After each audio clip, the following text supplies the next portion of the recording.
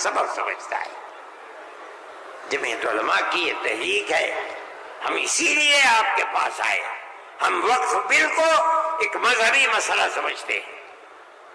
آپ اس بات کو سمجھیے، لوگ نہیں کہتے، میں تو سچ بات کہہ دیتا ہوں، آپ کے اس صوبے کی حکومت وہ بیساکھی ہے جس کے اوپر مرکزی حکومت ٹکی ہوئی ہے،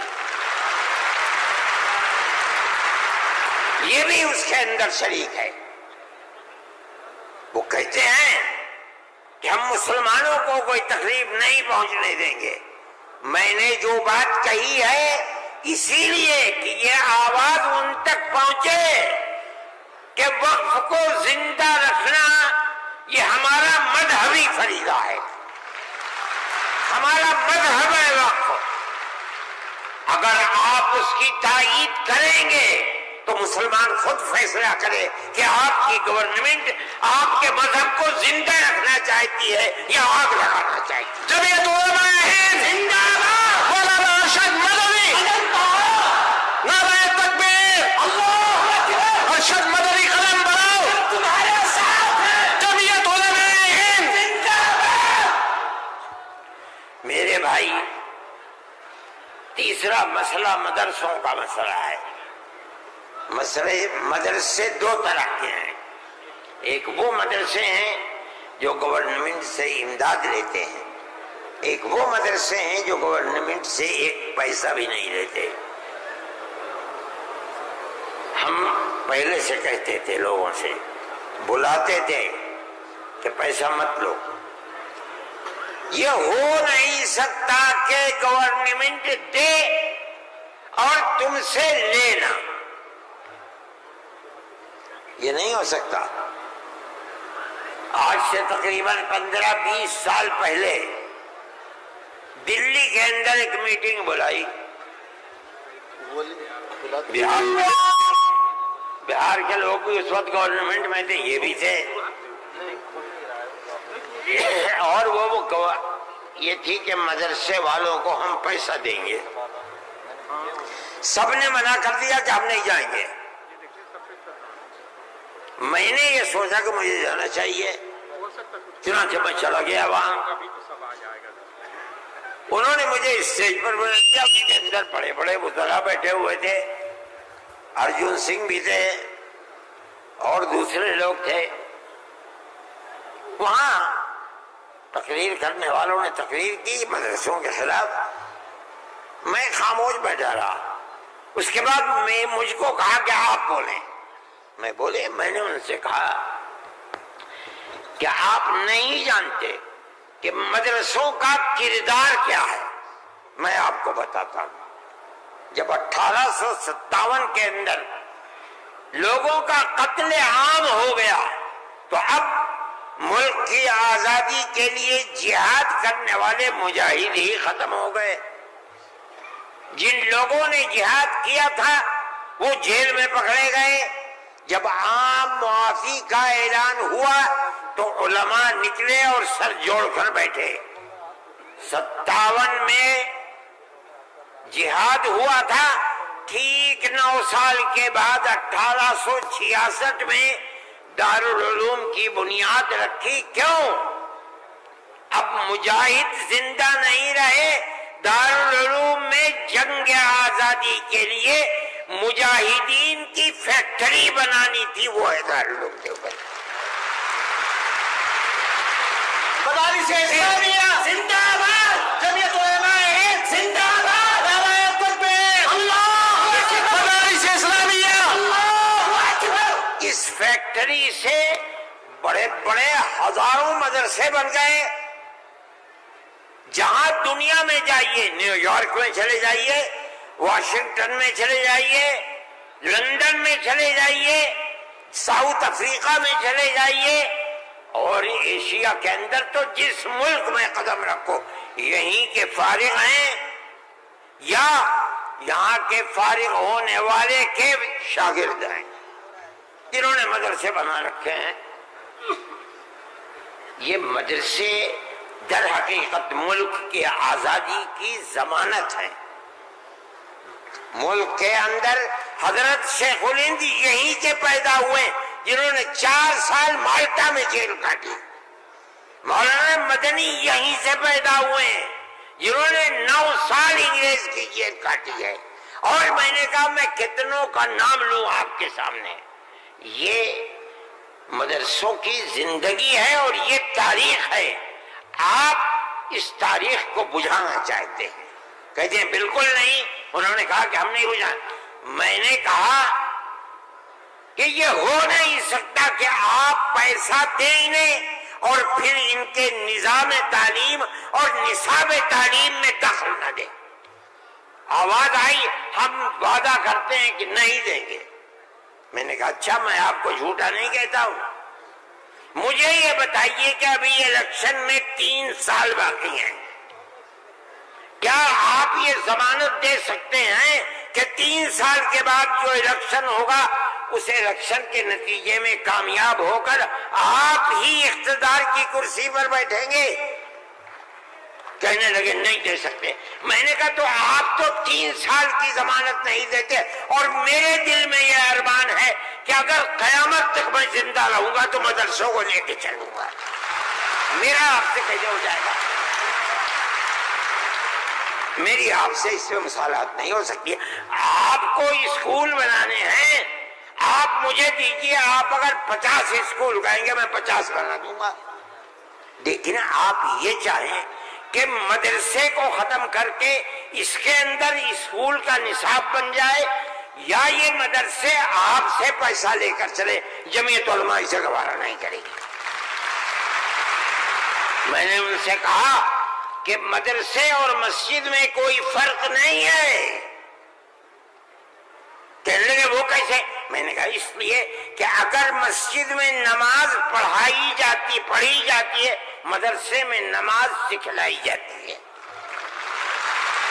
اگر مسجد میں نماز کے اندر قرآن پڑھا جاتا ہے مدرسے کے اندر قرآن پڑھنا سکھلایا جاتا ہے. کیسے دونوں الگ ہو جائیں گے؟ یہ دونوں ایک دوسرے کے ساتھ ہیں. جیسے ہم مسجد اپنی خود بناتے ہیں چاہے چھپر ڈال کر کے بنائیں اسی طرح ہم مدرسے میں بھی آپ سے کوئی مساعدت لینا ہم نہیں گوارا کرتے. اچھا میں یہ کہہ کر کے بیٹھ گیا. صدیقی صاحب جن کو گورنمنٹ نے بنایا تھا اسکولوں کو ان کا اقلیتی کردار دینے کے لیے وہ میرے برابر بیٹھے تھے. وہ بھی اس اجتماع کو بلانے والے تھے. اس کے بعد ایک اور صاحب کھڑے ہوئے میرے بعد. انہوں نے پہلے تو یہ کہا کہ مجھے بڑا افسوس ہے کہ آپ نے ارشد کے بعد مجھے بلا لیا. کچھ وقفے کے بعد بلاتے انہوں نے تقریر اور جیسے انہوں نے کہا میں نے اس پر یہ کہا کہ میرے اندر یہ طاقت ہے آپ جو فرمائیں گے میں اسے قبول کروں گا خاموش. میں کوئی اس کی تردید نہیں کروں گا. اس لیے آپ فرمائیے.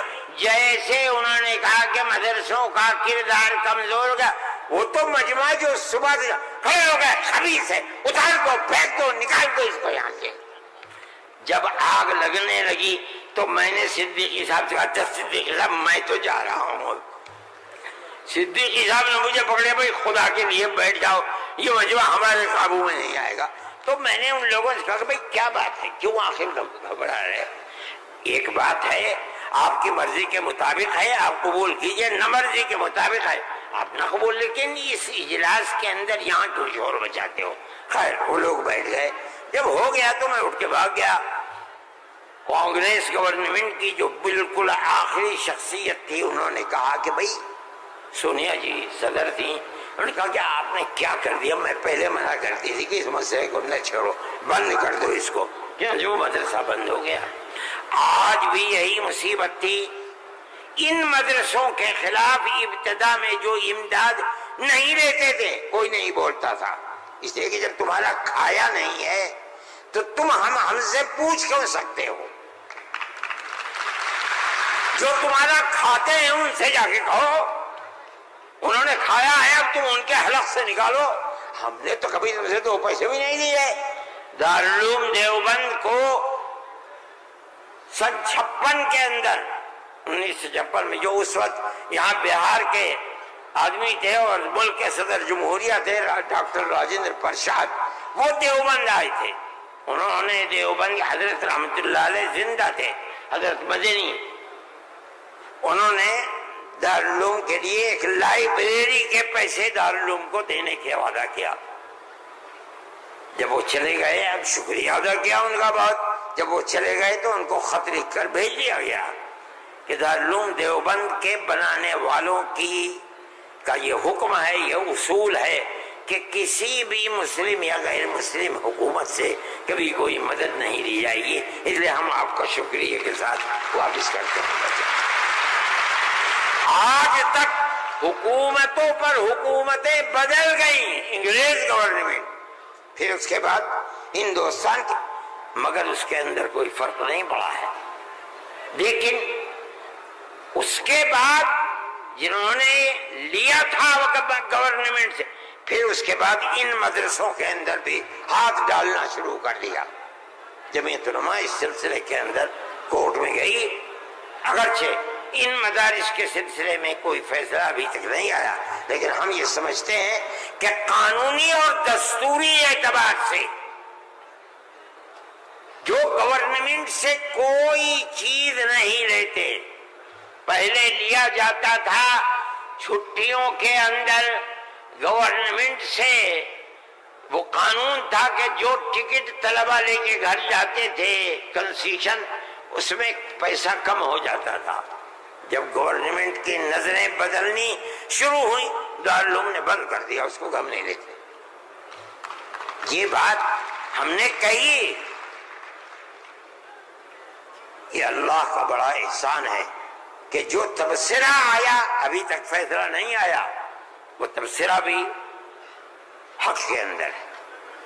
انشاءاللہ جب گورنمنٹ سے کوئی تعلق ہی نہیں ہے اور دستور کی دفعات 25 اور 26 اقلیت کو یہ حق دیتی ہے کہ وہ اپنے اداروں کو قائم کر لے، کوئی رکاوٹ نہیں ہے، تو ہمارے مذہبی اداروں کے اوپر کیسے رکاوٹ ہو سکتی ہے؟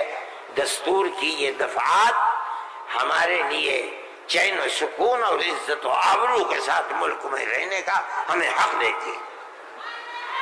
ہم یہ سمجھتے ہیں کہ مستقبل کے اندر بھی انشاءاللہ ہم اپنے ان پروگراموں کے اندر کامیاب رہیں گے. میرے بھائی، فلسطین کا مسئلہ ہے. دیکھیے، جب یہ مسئلہ ہوا اسی دن ہماری گورنمنٹ نے ایک بات کہی کہ یہ دہشت گردی ہے، فلسطینیوں نے حملہ کیا اسرائیل کے اوپر. میں نے کہا یہ بھی گورنمنٹ جانتی نہیں ہے. جب میں نے اگلے ہی دن بیان دیا کہ یہ غلط ہے، اسرائیل کو بنانے والوں نے بنایا تھا، بیت المقدس اسرائیل سے باہر تھا، فلسطین آزاد تھا. اسرائیل نے امریکہ کی مدد سے اور یورپ کی مدد سے بیت المقدس کو، فلسطین کو، تمام فلسطین کے اوپر زبردستی حملہ کر کے فلسطینیوں کو غلام بنایا اور اپنے اندر داخل کر دیا. پھر یہی نہیں، 2-4 سال کے بعد حملہ کیا شام کے اوپر، اور گولان کی جو پہاڑیاں تھیں ان کو اپنے قبضے میں لے لیا. جب اسرائیل بنا، نہ فلسطین، نہ بیت المقدس، نہ گولان کی پہاڑیاں، کوئی چیز فلسطین میں نہیں تھی. اب فلسطینی اٹھے اپنی آزادی کے لیے. اگر تم ان کو دہشت گرد کہتے ہو تو میں کہتا ہوں گاندھی جی بھی دہشت گرد تھے. جمعیت علماء ہند زندہ باد، مولانا ارشد مدنی قدم بڑھاؤ، نعرہ تکبیر، اللہ اکبر. اس کے بعد سے پھر کبھی یہ بات نہیں آئی. لیکن میں یہ کہتا ہوں کہ جس نظریے کو لے کر اٹھے، اس کا مطلب یہ ہے کہ کچھ جانتے بوجھتے نہیں ہے. کیسے کہہ دیا انہوں نے؟ ان کو دیکھنا چاہیے تھا تاریخ. اگر خود نہیں پڑھتے پڑھے ہوئے لوگوں سے پوچھنا چاہیے تھا، وہ بتاتے آپ کو کہ ہو کیا رہا ہے۔ میرے بھائی، میں یہ بات کہتا ہوں کہ جمعیت علماء کی ایک تاریخ ہے اور جمعیت علماء اس چیز کے اوپر ہے۔ ہمارا اس وقت کا مسئلہ صرف ایک ہی مسئلہ نہیں، بہت مسائل ہے، لیکن وقف ترمیمی بل کا مسئلہ بھی یہی ہے، جس کو جاننے کی یہ ہمارا مذہب ہے۔ ہم یہ کہتے ہیں بہار کی گورنمنٹ کو بھی، آندھرا گورنمنٹ کو بھی اگر وہ کریں گے تو اس کا مطلب یہ ہے کہ مسلمان کے پیٹ کے اندر چھرا گھونپیں گے اور مسلمان کے مذہب کو آگ لگانا چاہتے ہیں۔ مسلمان کو سوچ لینا چاہیے کہ وہ کیا کرے گا اور مستقبل کے اندر اسے اس جنجال کو کس طرح نمٹانا ہے۔ ہم ایک بات کہہ رہے ہیں اور ہمیں یہ کہنے کا حق ہے، اس لیے کہ دستور کے خلاف ہے۔ دستور نے ہمیں مذہبی آزادی دی ہے۔ آپ وقف کو مذہب نہیں سمجھتے، لیکن اس لیے نہیں سمجھتے کہ نہ آپ قرآن کو جانتے ہیں نہ آپ حدیث کو جانتے ہیں۔ حضرت عمر رضی اللہ تعالی عنہ نے اپنا ایک باغ وقف کرنے کی نبی کریم علیہ السلام سے اجازت چاہیے، جو خیبر میں تھا۔ آپ نے فرمایا میری رائے یہ ہے کہ تم باغ کو وقف مت کرو، بلکہ باغ کی کھجوروں کو وقف کر دو فقراء اور مساکین کے لیے، اس لیے کہ باغ تمہارا رہے گا، باغ اس کا محتاج ہے کہ تم اس کی دیکھ بھال کرو۔ وقف کر دو گے کوئی دیکھ بھال نہیں کرے گا۔ باغ تمہارا ہے، تم اس کی دیکھ بھال کرو، جو پھل اس کے اوپر آئے گا وہ فقیروں کو اور محتاجوں کو تقسیم کر دو۔ انہوں نے ایسے ہی کر دیا۔ میرے بھائی، وقف 1400 سال سے چلا آ رہا ہے۔ اللہ نے قرآن میں فرمایا ہے، رسول اللہ نے حدیث کے اندر فرمایا ہے، اور چونکہ یہ مجلس اس کی نہیں ہے، ورنہ تو بے شمار اوقاف ہیں۔ خود نبی کریم علیہ السلام نے اپنی زندگی کے اندر وقف کیے ہیں۔ یہ ہمارا مذہب ہے، آپ کیوں اس کے اندر دخل دیتے ہیں؟ آپ یہ کہیں کہ دستور میں لکھا ہوا نہیں ہے، اس کا مطلب یہ ہے کہ آپ یہ نہیں مانتے کہ مسلمان کو آزادی ہے اپنے مذہب کی حفاظت کی۔ آپ یہ نہیں جانتے ایک ایک مذہب کی جزئیات کو دستور کے اندر جمع کرنا ممکن نہیں ہے۔ مذہب اسلام تو آدمی کے پیدا ہونے سے پہلے موت کے بعد تک قبر کے اندر جو صورتحال ہوتی ہے، اسلام اس سب کو اپنے احاطے میں لیے ہوئے۔ آپ کے دستور میں کتنی گنجائش ہوگی اس کی؟ یہ بات کہہ دیا کہ ہمیں اپنے مذہب پر چلنے اور اپنانے کا حق ہے، اسے زندہ رہنے کا حق ہے۔ ہم یہ بات کہہ رہے ہیں، ہم نہیں چاہتے کہ کوئی دوسرا اس کے اندر دخل اندازی کرے۔ میرے بھائی، میں نے یہ بات کہی اور میں نہیں سمجھتا ہوں کہ اس سے زائد مجھے کوئی بات کہنی چاہیے، اس لیے میں آپ حضرات سے کہ تشریف آوری کا شکریہ ادا کرتا ہوں۔ میں اس ہال کے اندر 1-2 مرتبہ پہلے بھی آ چکا ہوں، مگر میں نے کبھی مسلمانوں کا اتنا بڑا مجمع یہاں نہیں دیکھا۔ میں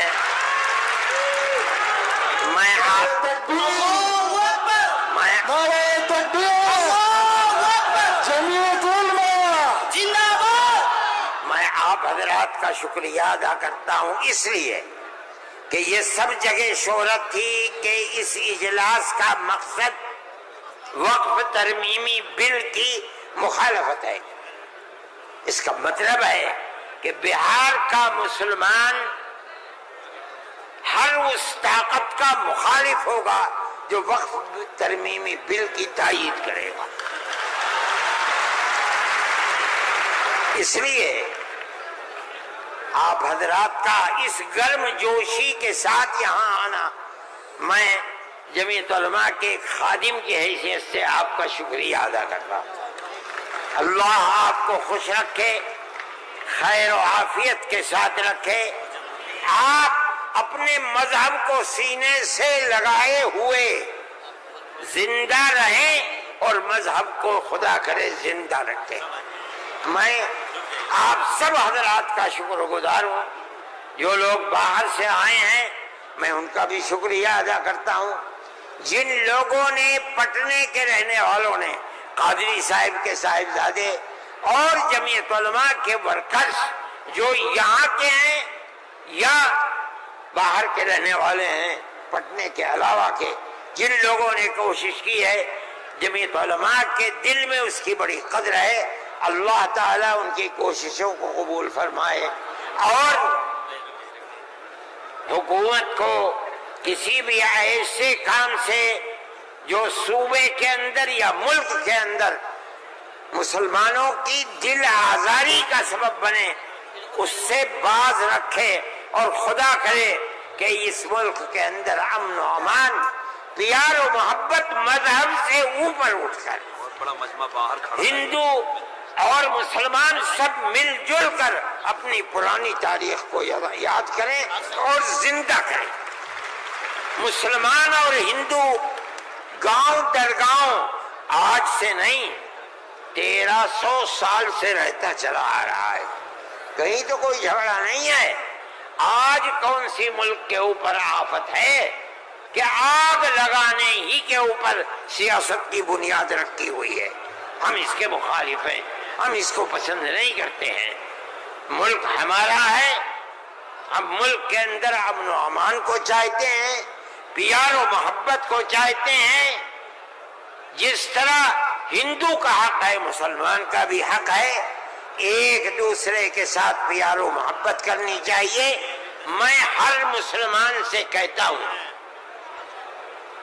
چاہے گھر ہو، محلے میں ہو، دکان پر ہو، بازار میں ہو، اسکول میں ہو یا اپنے کھیت میں ہو، اپنے پڑوسی ہندو کو اپنا بھائی سمجھو، ایک دوسرے کے ساتھ پیار و محبت کرو، جو ضرورت مند ہے اس کی ضرورت کو پورا کرو۔ تمہارا یہ عمل تمہارا مذہبی عمل ہے، یاد رکھنا۔ یہ نہیں کہ میں کہہ رہا ہوں، جمعیت علماء کا نہیں، قرآن و حدیث یہی کہتا ہے۔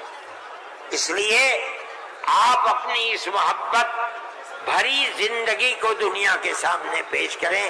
میں ارباب مدارس سے بھی کہتا ہوں، وہ جہاں جائیں، جہاں رہیں، جہاں مدرسہ چلائیں، ایک دوسرے کے ساتھ انس، ہندو مسلمان کو قریب کرنے کی اپنی تحریک کو زندگی عطا فرمائیں، جو آپ کی تحریک نہیں ہے، اسلام کی دی ہوئی تحریک ہے۔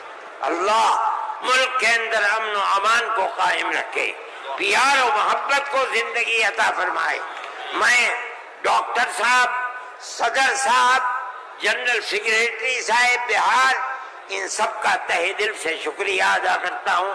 اللہ ان کی کوششوں کو کامیاب فرمائے اور اس اجتماع کو اپنے مقاصد کے اندر کامیابی عطا فرمائے۔ وصلی اللہ تعالی علی خیر خلقہ سیدنا اللہم انا نشہد